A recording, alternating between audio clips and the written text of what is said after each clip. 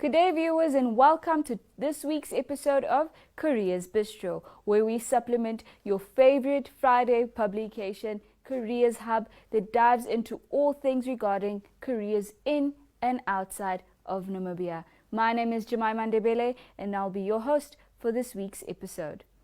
Additionally, we have a very inspiring and interesting guest that will be joining us shortly, so please do stay tuned.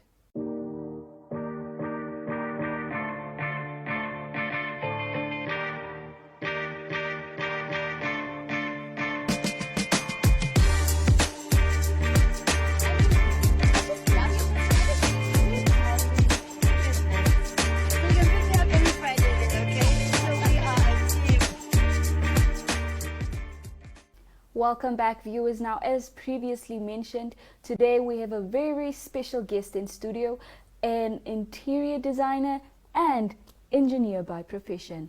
How cool is that? Welcome, Saarty. Thank you for having me, Jemima. It's a pleasure to have you. So, as I've hinted to our viewers, you are an engineer by profession as well as an entrepreneur. Can you please just give them, a little bit of insight as to who Saarty Mikka is? Where did it all start?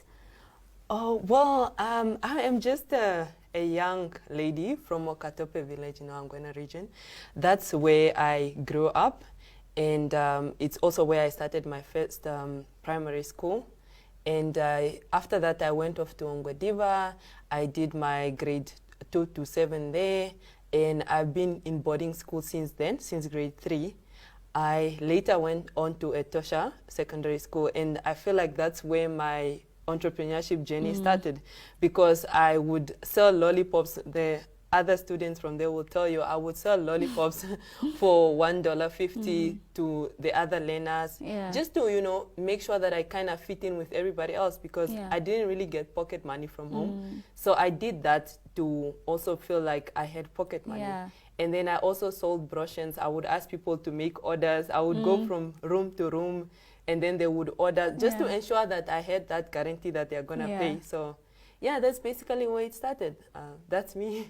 So you would say you've always been very forward and very initiative-driven. Yes, basically. I always made sure that I had a plan on how I'm going to get the money from the people. And some sort of deposit. Oh, yes, that's cool. And you, as your profile reads in the newspaper that is supplemented by this show, how did you then end up at Stellenbosch University? Well, ever since, I think because I was in boarding school for so long, I always kind of wanted to be far from home. In a way. I know it sounds bad, but I always wanted to be independent. So unfortunately, when I applied first, Stellenbosch didn't take me because I didn't submit all my documents. I wasn't really aware of the processes. So I did 1 year in Polytech. That was 2013. And then I just didn't feel at home. I wanted to go abroad.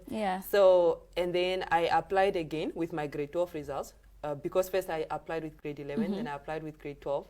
And I made sure to call, like, is there anything missing, and I finally got in, and I was so excited because they are one of the best engineering universities. So that's basically how I ended up there. I forfeited my first year in Polytech and went on to start over in Stellenbosch.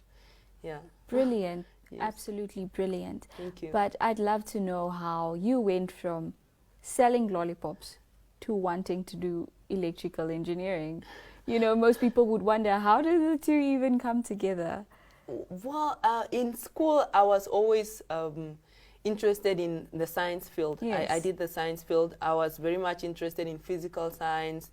And, I was one of the, I don't want to say smart kids per se, but I was just very interested in school, And that made it easier for you. Yes, exactly. So then I was wondering, my parents wanted me to be a doctor, but then I was like, no, let me look at my strengths. I'm good in science subjects.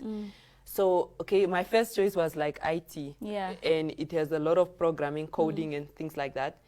And then I started researching. Then I realized electrical engineering also has a lot of coding. Yes. Then I was like, okay, I feel like this fits in more with me. Yeah. A bit of physical science and a lot of coding. A perfect balance. Yes, a perfect balance. And yeah, I know that maybe my parents were expecting me to be a doctor, but I was like, this is it. Yeah. Then I ended up doing electrical and electronics engineering, in Stellenbosch. And you graduated, was it 2016? 2018. 2018. Yes. Wow. Yes. Yeah. Now, for our readers there who read our supplement, Careers Hub, they know that you are the owner of Windhoek Interior Designs. Yeah. How did that come about? When did it start? You know, give us a little bit more about that. Okay. So when I was in Stellenbosch, I was very much interested in home makeovers. Yeah. Like what I did for fun was watch home makeover videos. I would watch how someone would turn a simple room into something so amazing. Yes. And I just had so much interest in that. And also on Pinterest, like I use that for fun. Like other people would be on maybe Facebook, Instagram. I would just be on Pinterest and checking out pins, saving boards. Yeah. You know, so I found that fun. And when I came back to Namibia, as I said in the other interview, I had to move out of my sister's place, you know, eventually, because of the independence that comes from boarding school. And then I was looking for furniture, and then I realized, oh my word, this is so expensive. You know, how do people do this? And being an engineer, I'm a problem solver as well. By nature. Yes, by nature. So I was like, okay, luckily I'm an engineer, maybe I can afford some of the furniture, but what about other people? Exactly. Then I was like, okay, how do I make furniture that is affordable and durable? Exactly. And also, I feel like it ties in very well with what I want to do, which is interior design. I'm interested in home makeovers. Yes. Now, imagine having a home makeover business where you bring in your own furniture, because some clients would ask for a specific pillow or, you know, then I can make it myself. So that's how it all started. I was like, you know what? I can turn my passion into a business as well. And also, I can integrate it with engineering as well, because some of the furniture and lighting, that's all electrical engineering. So brilliant. Basically, that's why. Brilliant. I think our viewers would agree too, that you are the definition of a multi-dimensional being. Thank you. Being able to combine your interest and your skills from various fields and industries to make a living out of it, it's absolutely admirable. Thank you. I must congratulate you on that. But how's your business? How's it doing so far? Well, there was a time, obviously, when we were doing really well, and then COVID hit us. I think it affected almost all the businesses, you know. But then we did have some COVID relief funds, like maybe from Startup Namibia. So that really helped us to just stay in business. And we just had to make some adjustments. For example, maybe start working from home, you know, things like that. And now we are at a much better place, and clients come in all the time. And that's the good thing. Namibians are very supportive, and there was never a day where my employees are not busy, you know. And we are working on new ideas as well.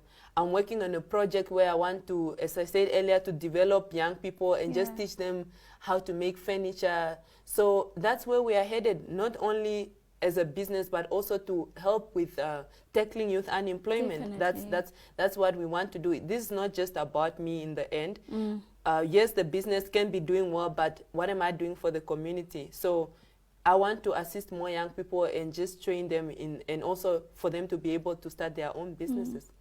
So I think it's a beauty to see that your social responsibility ties into something that you're so passionate about, and that you've been passionate about. Because at the beginning of the interview, you did say that you've been passionate about entrepreneurship since a very young age, and you want to sort of instill that into other young people. Yes. And that's so important, because it means that if you start something with intention, that you're more likely to follow through. Yes. So I think it's been absolutely splendid talking to you and learning from you. But what would you like to leave our viewers with?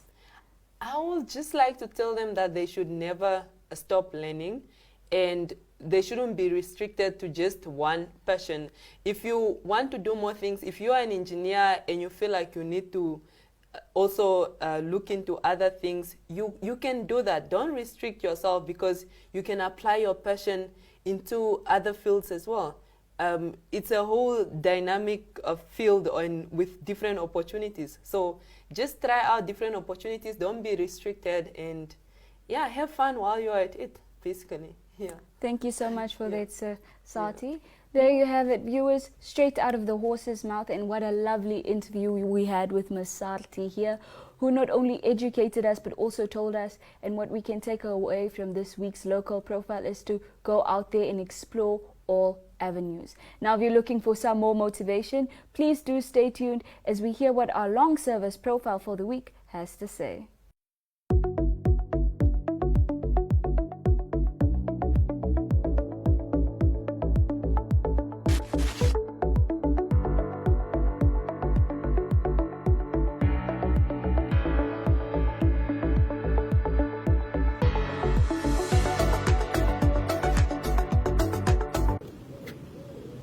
My name is I'm a broker consultant at Sanlam. I started working at Sanlam 11 years ago, to be exact. I started out as a technical consultant, where I was like handling all the IT-related issues in Sanlam for the intermediaries. And then 4 years ago, I got promoted to become a broker consultant, which is the position I hold to date. I've studied IT in the past. That's why I was doing IT. And then now I am currently pursuing my degree. I'm in my last year at the University of Science and Technology, doing my bachelor's in logistics and supply chain management. Currently, in my job description entails me to build and maintain relationships with my intermediaries. I've got a portfolio of 34 brokers that are under me. I am responsible to ensure ease of doing business with Sanlam, and also just ensuring that I keep them up to date with all the developments that Sanlam has, and ensuring that their business is going through smoothly, and that there are no hiccups in doing business with Sanlam. I love this job, because I think most part of my job entails me to just speak to people and do a lot of training in terms of products and development. And the claims, the part that excites me the most is being able to pay out or facilitating a claim for a client and actually getting it through and for it to be paid out. I get so much satisfaction when we send out proof of payments to our intermediaries to say that the claim has been approved and that the claim has been paid. So that's one of my biggest things in my job that gives me satisfaction. The fact that we are keeping our promise that we make to our clients, and we would like for our clients to live with confidence. So that's one of the things that excites me the most about my job. I also love the fact that I can go out to my intermediaries' offices, talk to them and assist them with anything that they need in their offices in terms of their new business that they have, the business that they currently have on their books, and just ensuring that everything goes according to plan. My career motivation for the youth is, I believe you must study hard. If you can study, just please study hard. If you are currently a university student and you are able to either do your honors degree or your master's degree, I would say stay in school, rather study and then start working, because once you start working, it's always difficult to go back to school and go do your honors or your master's. I am sitting in a position where I have to study part-time. I'm a parent. I've got an 11-year-old son. And I've got a full-time job, so it's quite challenging to study and to be a mother, and as well as doing my job as well. So I wouldn't want anyone to be in my position. Yes, I can do it. I am in my final year now, but it's not easy, and I feel it would have been easier had I stayed in school and finished everything. I am unfortunately also pursuing a degree in a different industry, so that's why also it makes it more difficult, because it's not where I am.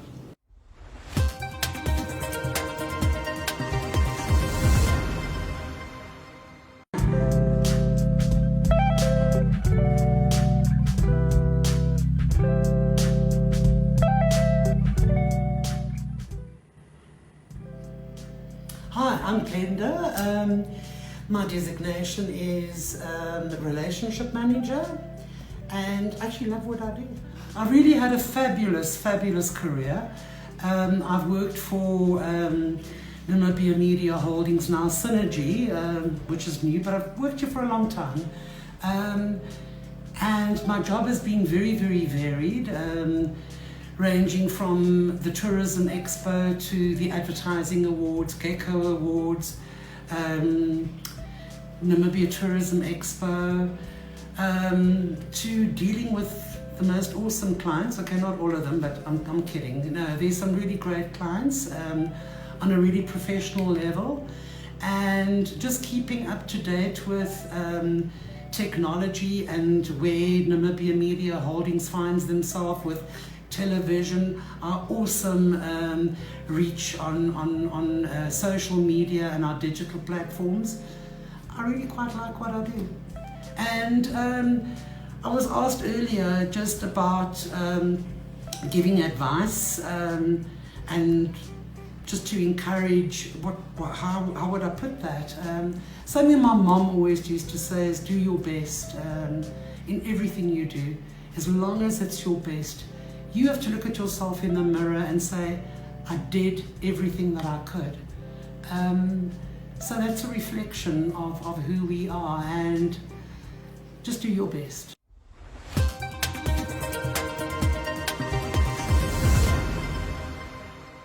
Well, viewers, I hope you found that long service video by Glenda Manthe-Grobler very, very inspiring as much as I did. I sure am inspired to continue working hard and giving it my best. Now, please do stay tuned as we take a look at the Cosdef Centre's mandate.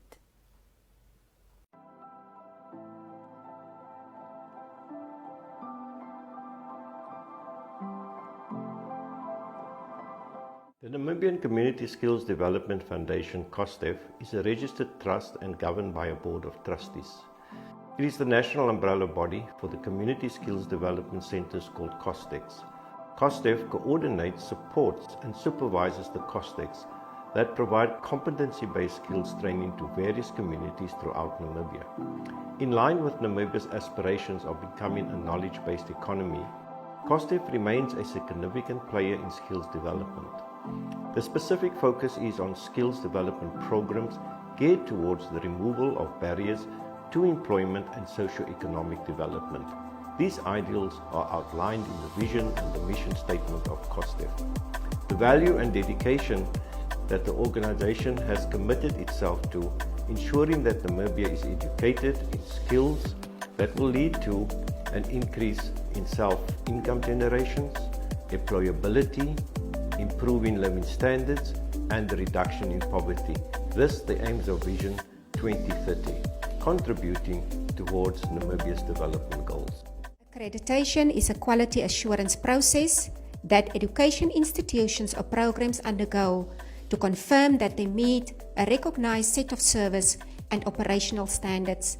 The Namibia Qualification Authority is the governing body which gives students and institutions the peace of mind that the program is legitimate and that the credits you earn from that institution are transferable to another school. 5 of the Cosdex, including the Cosdef Arts and Crafts Centre, are fully accredited, and 4 of the Cosdex are finalizing the accreditation process.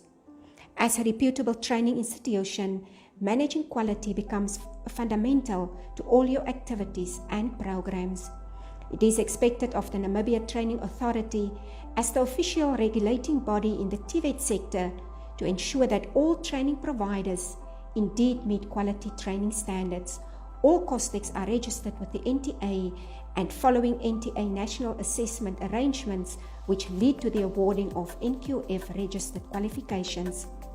To date, more than 30,000 youth have graduated from the Cosdex since their inception in 1999. Many of them have either entered the labour market or have articulated for further education and training, or have gone on to operate micro-sized enterprises.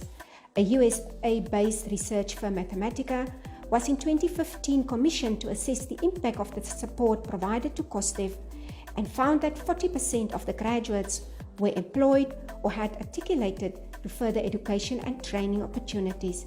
This points to the critical role that the Cosdex play towards improved livelihoods of the target group. My name is Hannah Chikongo. I'm doing bricklaying and plastering. I'm in level 2. I decided to join Cosdef just because I want to get some knowledge how to do bricklaying. I get more experience in Cosdef because when I came here, I was never know how to put bricks together. Now I know how to do that. People must apply at Cosdef just to come get some knowledge. My future friends, in future I want to be architect or inspector just to come to get some income just to help my family and I. My name is Theophil Gabandunga. I'm doing welding fabrication metal. I'm going to finish my level 2 this year at Cosdef.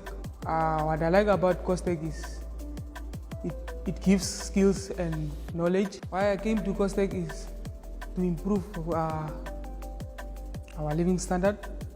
My future plans is to become a professional welder and start up a business. Advice to my youth out there, I just want to say, come to Cosdef and get qualifications and start a business. For more information, contact us at 064 400 358. You may send us an email at info@cosdef.org.na. We look forward to receiving you at our offices at 45 Manduman Demufayo Street, Swakopmund.